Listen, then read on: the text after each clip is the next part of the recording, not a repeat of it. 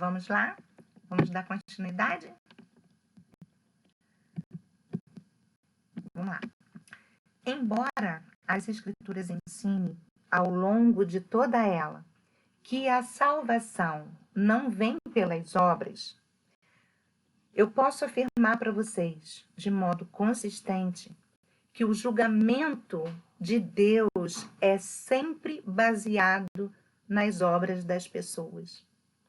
Ué, professora, mas se nós não somos salvos pelas obras, por que o julgamento de Deus vai baseado nas minhas obras? Porque as obras revelam o teu caráter e a sua salvação. Porque presta atenção, não existe a obra e a fé caminham juntas, certo? Se você é uma pessoa convertida, como que você vai mostrar a sua conversão? Através das suas obras, não é? Então, se eu sou uma pessoa que sou justificada por Deus, santificada, as minhas obras têm que ser boas. Não tem como eu ser separada para Deus, não tem como eu ser convertida ao Senhor e ter mais obras. Então, se aquele cristão pratica mais obras, ele vai ser julgado por essas mais obras. Por quê? Porque, na verdade, ele não é convertido de fato e de verdade a Deus. Nós temos nas cartas de Paulo o quê? O que nós vamos estudar lá dentro, lá mais para frente. Me mostra a tua fé que eu vou te mostrar as minhas obras. Certo? Não tem uma passagem da Bíblia, é que eu não me lembro onde está, que a fé sem as obras, ela é o quê? Morta. E não é obra, amados, que eu digo social, não. De você fazer o bem às pessoas, não é só isso. É obra no sentido de mudança de caráter, certo? Se eu não me preocupo com o meu próximo, desculpa, se eu não me preocupo com o meu próximo, se eu não me preocupo de deixar o pecado, de deixar as obras mais, isso mostra que, na verdade, desculpa, eu me engasguei. Na verdade, eu vou mostrar que eu não estou com Cristo verdadeiramente. Então, por isso que, de modo consistente, o julgamento de Deus vai ser sempre baseado nas ações das pessoas, porque ele diz que há de julgar o mundo conforme as suas obras, mas não quer dizer que são as obras que vai fazer a pessoa ser salva, porque as obras não salvam. A obra sozinha não salva. Você pode fazer todo o bem do mundo, tá? Se você não tiver a sua fé em Cristo, a sua obra não vai te salvar. Mas também não adianta você ter a sua fé em Cristo e você não mostrar essa fé com boas obras. Essa fé é morta. Por isso que Deus há de julgar o mundo conforme as obras. Por quê? Quem tem boas obras tem a fé em Cristo Jesus. Quem tem mudanças de caráter é justificado por Deus. Ok? Se vocês ficaram um pouquinho em dúvida, se eu não soube me explicar direitinho, porque eu tô com uma coceira na garganta terrível, vocês podem me perguntar depois, tá bom? Os feitos dos remidos não são a chave da salvação deles, o que eu acabei de dizer, mas a evidência delas. Então, os feitos daqueles que receberam a redenção, as obras daqueles que receberam a redenção, são a chave, é a evidência de que você realmente recebeu a redenção, a justificação, a santificação, ok? O que podemos concluir de tudo isso? Vamos lá. Que não há justo na terra, nós já vimos. Que ninguém busca Deus, nós já vimos. Que ninguém faz o bem, está lá no versículo 12. que nós também já vimos, já lemos, que todos dizem palavras impróprias. Olha lá o que diz o versículo 3. A garganta deles, versículo 13 do capítulo 3, a garganta deles é sepulcro aberto, com a língua enganam, veneno de víboras está nos seus lábios. A boca deles a tem cheia de maldição e amargura. Todos dizem palavras impróprias. Todos fazem planos maléficos. Está lá no versículo 15. Os seus pés são velozes para derramar sangue. Aqui nós estamos falando num total da humanidade, ok? Há destruição e miséria em todos os caminhos dos maus. Versículo 16. Nos seus caminhos há destruição e miséria. Eles não conhecem o caminho da paz. Então, o homem sem Deus vive em destruição, vive em miséria espiritual, amados. São inimigos de Deus e inimigo dos homens também. Se destroem entre si, certo? Como pode um homem matar um outro homem? Fazer mal a um outro homem, um ser igual a ele? Então, ele passa a ser o quê? O homem sem Deus, ele passa a ser inimigo de Deus e inimigo do próprio homem. Não há temor e nem respeito a Deus. Bom, a justificação pela fé e a paz com Deus, no capítulo 5, nós já falamos bastante, eu vou só ler rapidamente. Somos justificados pela fé em Cristo Jesus, que colocou sobre os seus ombros a nossa condenação. Dessa forma, quando Deus nos vê, ele vê primeiro a justiça do Filho e, por amor a ele e com respeito ao seu precioso sangue vertido na cruz, não mais nos condena. Em vez disso, dai-nos as bênçãos decorrentes da justificação. Vocês podem ler isso no capítulo 4 do livro de Romanos, do versículo 3 a 5. No capítulo 5 também, do 1 ao 9. E no capítulo 8, também, no versículo 30, você vai ver as bênçãos decorrentes da salvação. 5 resultados da justificação, que nós também já falamos, é a paz com Deus, né? Pelo sangue de Cristo, nós estávamos o quê? Antes de Jesus, nós estávamos o quê? De mal com Deus, certo? Afastados de Deus, porque Deus não compactua com o pecado. Deus não suporta o pecado. Então, nós estávamos afastados de Deus. Então, pela justificação, né, pelo sangue de Jesus, essa paz foi o quê? Restabelecida. É a remoção da ira divina contra nós. Então, Jesus, ele é o elo que nos liga a Deus, né? Ele é esse elo, aquele que fez a reconciliação entre nós e Deus. Acesso a Deus. Nós estávamos sem acesso a Deus. Não podíamos chegar na presença de Deus. Lá atrás, no Antigo Testamento, somente o sumo sacerdote podia entrar na presença de Deus para interceder pelo povo. E antes disso, ele tinha que o quê? Sacrificar um animal no seu lugar. Esse animal hoje não é mais sacrificado porque Jesus foi o sacrifício perfeito e eterno, certo? Então, através desse sacrifício, nós passamos a ter o quê? Acesso confiante à presença de Deus. No capítulo 5, versículo 2, diz assim, ó, justificado, pois, mediante a fé, temos paz com Deus, por meio do nosso Senhor Jesus Cristo, pelo qual obtemos também acesso pela fé. E esta graça na qual estamos firmes e nos gloriamos na esperança da glória de Deus. Amados, nós passamos a ter acesso a Deus. O véu foi rasgado. Você pode entrar com confiança em nome de Jesus. Você pode entrar com confiança na presença de Deus. No Antigo Testamento, o sumo sacerdote que entrasse na presença de Deus, que não sacrificasse primeiro, que tivesse em pecado, ele morria na presença de Deus. Tanto é que eles entravam com uma corda amarrada na cintura, que se o sumo sacerdote demorasse muito para sair lá de dentro, ele era puxado pela corda, porque ninguém podia entrar na presença de Deus. Ele era puxado por essa corda. E hoje nós temos confiança de entrar na presença de Deus, porque o sangue de Jesus abriu, rasgou o véu. Então nós temos esse acesso à presença de Deus. Isso é o resultado da justificação.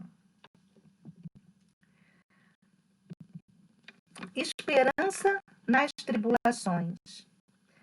As tribulações é o instrumento que Deus usa para moldar o nosso coração. É nas tribulações que você se apega mais com Deus. É nas tribulações que você se chega mais para Deus, você ora mais, você jejua mais, você lê mais a palavra, e quanto mais você faz isso, mais pertinho de Deus você está. Quando está tudo bem, a tendência do cristão realmente é entrar o quê? Numa preguiça espiritual, certo? Mas Deus permite essas tribulações acontecer, esses desertos acontecer na nossa vida, é um lugar de passagem que quando a gente sai dele, a gente sai o que mais? Forte. Capítulo 5, de 3 a 5. Certeza do amor de Deus. Quando Deus demonstrou seu amor para conosco, nós ainda éramos fracos, ímpios, pecadores. Cristo, ele foi motivado pelo amor do Pai por nós. Nós ainda nos éramos pecadores quando Deus enviou Jesus por nós.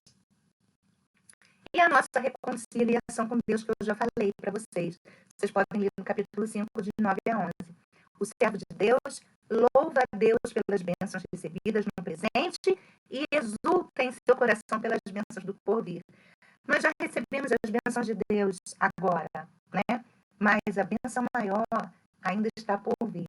Na volta de Jesus, quando nós vamos ser transformados, não vai ter mais dor, mais doença, mais pecado. Nossa, a nossa mente, amados, ela não tem noção da grandeza que nos esperam. Nossa, vai ser muito bom, né? Vamos lá, quero fazer com vocês uma comparaçãozinha entre Adão e Cristo. Adão, né, foi o primeiro homem, e Cristo, né, o segundo Adão, diz assim. Então, Adão, um só ato de Adão trouxe o quê? A condenação de todos. Um só ato de Jesus, da justiça de Deus, trouxe o quê? Justificação a todos os escolhidos, certo? A desobediência de Adão trouxe o quê? Trouxe o quê? Pecado ao homem. Todos os homens se tornaram pecadores. A obediência de um só, de Cristo, trouxe o quê? Muitos se tornaram justos. Muitos foram justificados. Adão abriu porta para o pecado. Cristo abriu porta para a salvação. Adão fracassou na sua missão. Cristo obteve êxito em sua missão. Olha que diferença, né? O que Adão trouxe de ruim para nós, Cristo trouxe de coisas boas. Lá no capítulo 6, no versículo 1, diz assim: que diremos então? Continuaremos no pecado para que a graça aumente ainda mais? Quer dizer que quanto mais pecamos, mais graça de Deus teremos? É isso, gente? Claro que não. Ser filho de Deus é expressar o caráter do nosso Deus. Assim como ele abomina o pecado, nós também devemos abominá-lo. Esteja ele em que âmbito estiver, nos pensamentos, nas palavras, nos sentimentos, seja o âmbito que estiver o pecado, nós temos que abominar aquilo. Temos que expressar o caráter do nosso Deus em nós. Então, os nossos pensamentos têm que ser policiados por nós. Quando pensamentos de pecado vêm, nós temos que levar a nossa mente cativa à mente de Cristo. Quando as palavras vêm, temos que realmente pedir a Deus que coloque um freio no nosso falar. Nos sentimentos, precisamos pedir a Deus que guarde o nosso coração, porque o nosso coração é alvo de Satanás, né? Ele, através do coração do homem, ele faz o homem de Deus cair, porque ele vai acumulando sentimentos pecaminosos no nosso coração, que é arrogância, soberba, mágoa, tudo isso vai crescendo dentro de nós, que quando nós não percebemos, nós acabamos nos afastando da presença de Deus. Outro assunto que eu quero falar para vocês entre o pecado e a obediência é o seguinte: o pecado ele tem efeito lento, ele não se apresenta de repente, e a consequência dele não vem assim, de uma hora para outra. Vem lento, progressivo, destruidor da alma da pessoa. A primeira vez que um pecado é cometido, né, ele causa o quê? Medo no coração do homem, causa tristeza.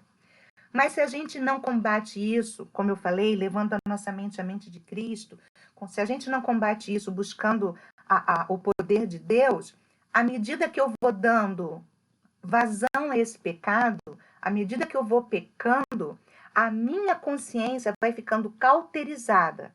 E até mesmo aquele pecado que antes me abatia, se torna comum, tá? E não visto com toda a feiura que ele que ele tem.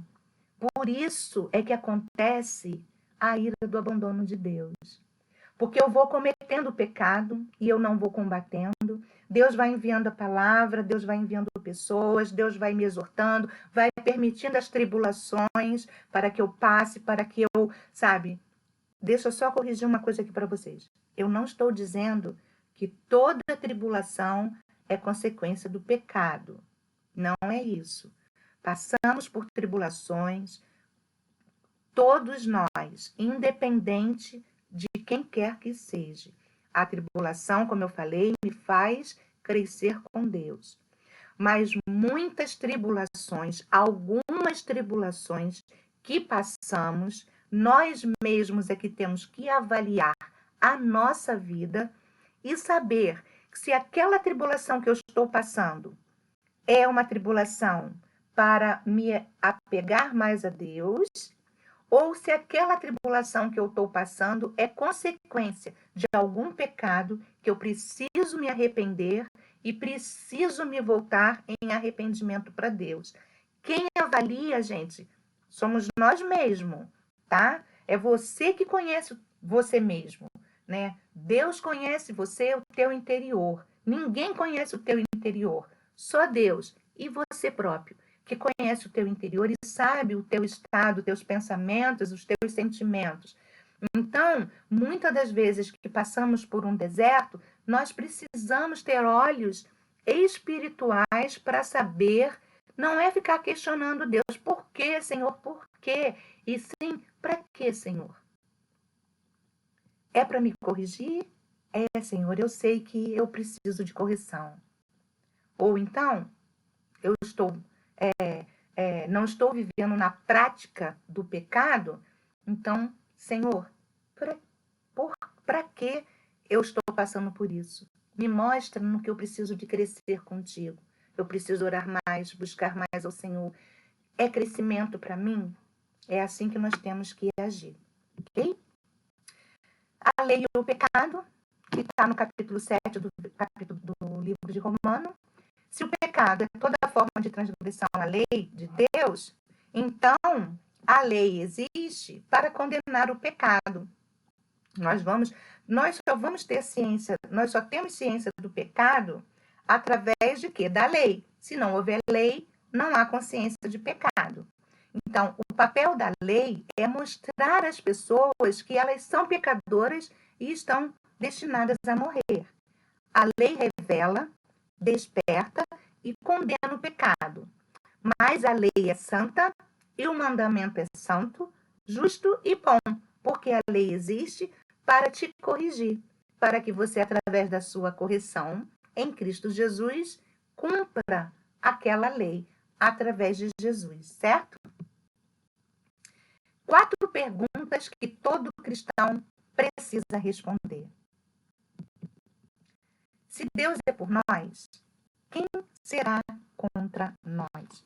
Deixa eu ver só se eu botei alguma nota no meu caderno para falar para vocês alguma coisa sobre isso. Tá aqui.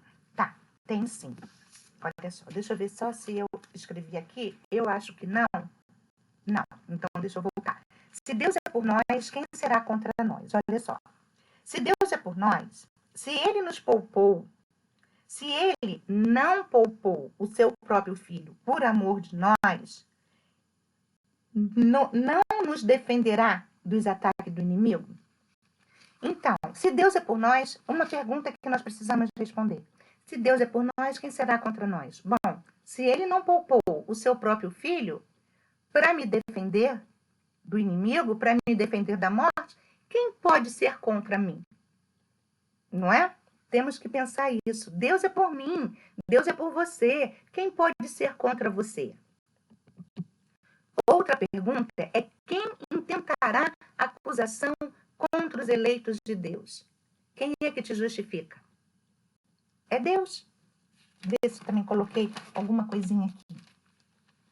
Então, somos justificados por Deus. Somos justificados pelo sangue de Jesus. Quem pode nos acusar?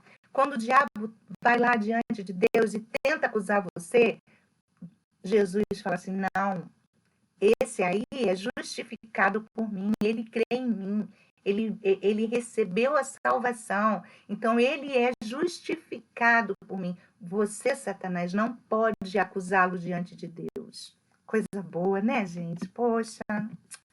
Quem condenará os eleitos de Deus? Quem pode condenar os eleitos de Deus? Deus já nos livrou, né, da morte eterna através de Jesus Cristo. Ele já nos condenou no Filho dele. Toda condenação que havia para nós, Deus imputou no Filho dele, inseriu no Filho dele. Então, nada mais pode me condenar, certo? Quem pode me separar do amor de Deus, amado? Quem pode separar você do amor de Deus? Ninguém. A morte não pode te separar do amor de Deus. As lutas não podem te separar do amor de Deus. Nada, doença, nada, nada pode te separar do amor de Deus, que está em Cristo. Então, está em Cristo Jesus. Então, você não pode se separar do amor de Deus, nem a morte te separa do amor de Deus, porque através de Jesus Cristo nós vencemos a morte, né? Ai, nós já estamos terminando, amados. Vamos lá. Embora um outro assunto, já entrando num outro assunto que está lá no livro de Romanos, embora Deus pode ter desprezado o povo de Israel, não desistiu dele. Quer ver? Vamos lá no capítulo 11 do livro de Romanos, o versículo 1, diz assim, que é o futuro de Israel. Então eu pergunto, será que Deus rejeitou o seu povo? De modo nenhum. Porque eu também sou israelita, da descendência de Abraão, da tribo de Benjamim. O apóstolo Paulo falando. Então, embora Deus tenha desprezado o povo dele, Deus não desistiu do povo de Israel. Os planos e os propósitos de Deus, eles não se frustram, amados. Eles não podem ser frustrados. Então, Deus criou o povo dele. Então, ele desprezou esse povo por conta desse povo ter rejeitado ele. Mas isso não quer dizer que Deus desistiu dele. Que o dia da restauração e da bênção para Israel está por vir. Do versículo 25 em diante, eu não vou poder ler para você, diz lá sobre a bondade de Deus para com todos. Depois eu quero que vocês leiam. Quando o Senhor Jesus voltar, né, a restauração, a bênção para Israel vai vir. Todos vão ver aqueles que eles ultrapassaram e, em um profundo choro e arrependimento, vão se voltar para Deus. Então, não quer dizer que Deus desprezou eles, Deus rejeitou, desistiu deles, tá? Deus ainda tem um plano e um propósito para o povo de Israel. Os judeus, eles rejeitaram a justiça de Deus. Como pode, né, gente, um povo, mesmo sendo detentor de tantos privilégios que Deus deu àquele povo, se mostrar tão ignorante com respeito às promessas de Deus? né? O que pode levar um povo a virar as costas para Deus e desprezar, né, tão grande salvação? Essa resposta, amados, eu nem tenho para dar para vocês. Como pode? É algo que nós nos questionamos. Quando nós vemos certas coisas, como é que pode? Deus traz, né, a salvação, traz assim tudo de bom. Como pode o povo rejeitar? Como pode o povo de Israel ter rejeitado? Gente, é a mente cauterizada, sabe? É a falta do conhecimento. Eu nem sei o que falar, assim. Na verdade, me faltam palavras que possam expressar essa própria pergunta que eu fiz. Me faltam palavras. Como pode um povo virar as costas para Deus? É a incredulidade, amados. É não crer nas promessas. É não crer no que a Bíblia diz, sabe? É não acreditar, né, numa eternidade. É achar que a vida é essa e não existe outra e quando morre tudo acaba. Que Deus nos guarde, né, nos livre disso. As virtudes recomendadas, que está lá no capítulo 12, do versículo 9 ao 20, e no capítulo 13, do versículo... do capítulo... Não, peraí. Essas virtudes que Paulo recomendou para nós. Está lá no capítulo 12, do versículo 9 ao 20, e está no capítulo 13, ela segue no capítulo 13, do versículo 1 ao 7. Eu fiz um resumo dessas virtudes, tá? O amor verdadeiro sem hipocrisia. Amar de verdade. Amar ao próximo como a si mesmo. Ai, professora, é impossível. Não é não. Se fosse impossível, Deus não deixaria isso para nós. Eu penso assim, olha, o meu pensamento de amar o próximo como a mim mesmo é assim. O que eu não faria para mim mesmo, eu não vou fazer ao meu próximo. Eu não gostaria de ser enganada, então eu não vou enganar o meu próximo. Eu não gostaria de ser traída, roubada, machucada, humilhada. Então, eu não vou fazer nada disso para o meu próximo. Isso é o amor sem hipocrisia. Isso é o amor verdadeiro. Aquele amor que você tem, que você não faria, né? Que você faria por você mesmo, né? Se cuidar, se amar, é transferir também esse amor para o teu próximo. É você não fazer ao teu próximo aquilo que você não gostaria que fosse feito a você mesmo. Detestar o mal e apegar-se ao bem. Rejeitar o mal. Não ver o mal como uma coisa natural e corriqueira. Me apegar ao que é bom, né? As coisas do bem. Amar uns aos outros com um sentimento de carinho muito forte, de dedicação, de amizade, de companheirismo. Se dedicar com excelência ao chamado de Deus, para exercer seu ministério na igreja. Todos nós, amados, temos um chamado de Deus, seja para interceder, seja para ensinar, seja para pregar o evangelho, né? Seja para pastorear. Cada um de nós tem um chamado, né? Tem um ministério. Então, para mim, a virtude que Paulo ali me recomenda é que eu faça isso com excelência, que eu venha desenvolver os dons que é de Deus, que Deus me deu, né? Entregou para mim, né? Eu desenvolver esses dons para que eu recebi de Deus para o bem da igreja. Os dons não é para o teu bem.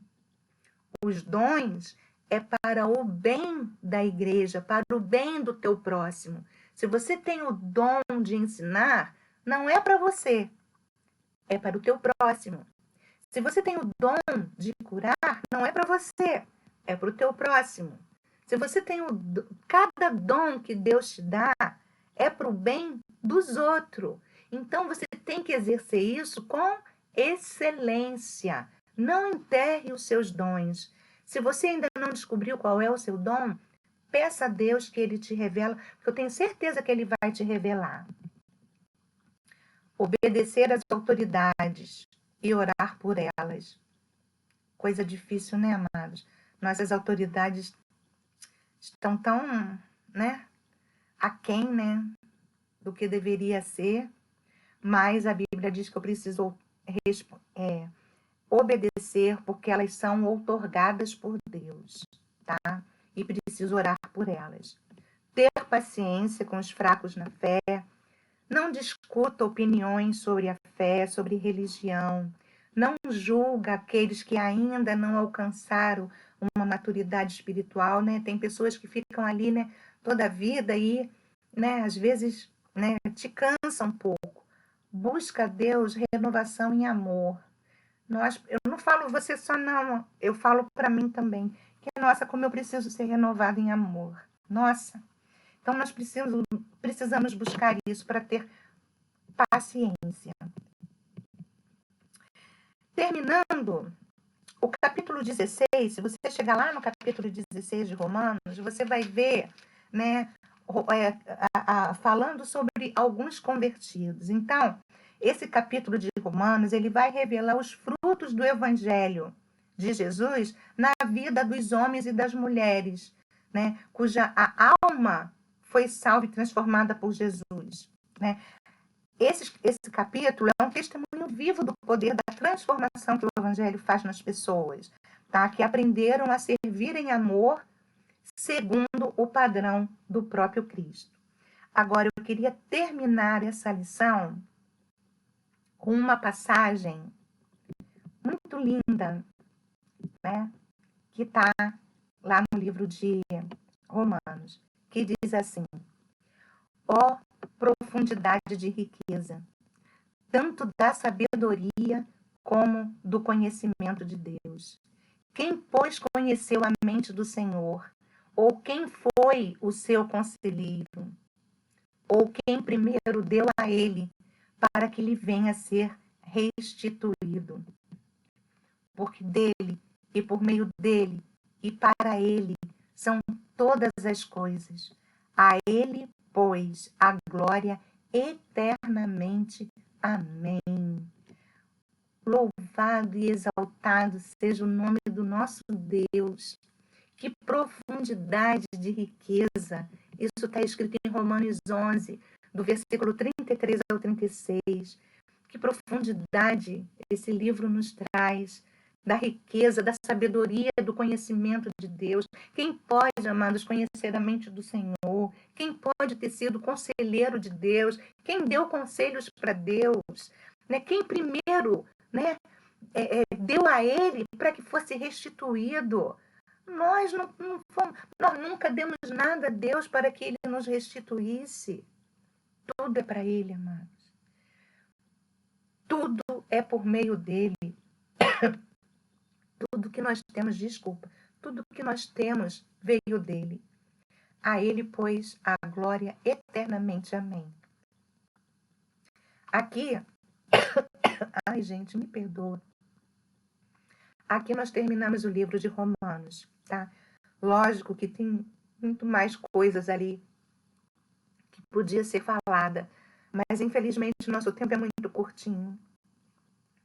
Eu quero mandar um beijo bem forte para todos vocês, alunos do Senhor, para todos vocês inscritos no Vivo Teologia, né? Que Deus abençoe o nosso estudo, que nos faça crescer na graça, no conhecimento do Senhor, que Deus abra a nossa mente, o nosso entendimento, que passamos a poder viver cada vez mais em comunhão com Ele, tá? Que Deus abençoe, fiquem na paz e que em nome do Senhor Jesus vocês sejam ricamente abençoados através desse estudo, assim como Deus me abençoou. Beijo, ficam com Deus.